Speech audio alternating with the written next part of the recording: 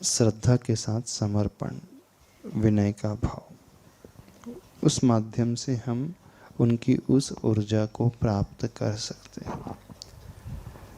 उनकी भक्ति इस भाव से करना, जो हमारे यहाँ पूजा बताई है धर्म में, उसका उद्देश्य एकमात्र होता है। क्योंकि जब हम अंतरंग समर्पण भाव से भर कर के उन्हें याद करते, उनके गुणों का स्मरण करते हैं, तो निश्चित रूप से हमारा डायरेक्ट जुड़ाव उस एनर्जी से होने लगता है।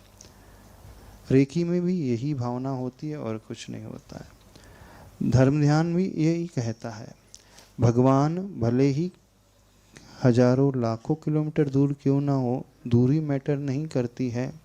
जैसे आप मोबाइल यूज़ करते हैं, जिससे आपको बात करना है, नंबर डायल करते हैं, तुरंत उसी व्यक्ति से आपका कनेक्शन जुड़ जाता है, वो भले ही अमेरिका में क्यों नहीं बैठा हो। तो कनेक्शन की कोई वायरिंग हमें नज़र नहीं आती है, बस वो अपने आप सेटेलाइट के माध्यम से जुड़ जाता है। तो ऐसे ही जब हम उन गुरु को पर्टिकुलर उस गुण सहित याद करेंगे, तो गुरु की ऊर्जा जहाँ भी होगी, तुरंत हमारा कनेक्शन उनसे जुड़ जाता है और वो एनर्जी का पूरा ट्रांसफॉर्मेशन यहाँ तक धीरे धीरे अपने आप ही होने लगता है।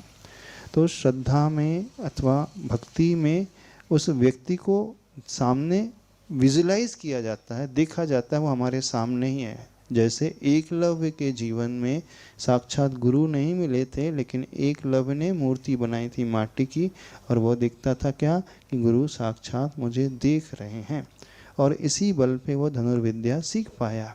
तो जैसे एकलव्य ने बिना गुरु की उपस्थिति के बिना ही सब कुछ पा लिया, ऐसे ही भक्त जब सच्चे हृदय से उन भगवान को याद करता है, ये भावना भाता है कि सामने ही वे भगवान बैठे हैं, गुरु बैठे हैं, तो तुरंत उसका कनेक्शन उससे जुड़ जाता है और वह उस ऊर्जा को अपने भीतर पाने लगता है।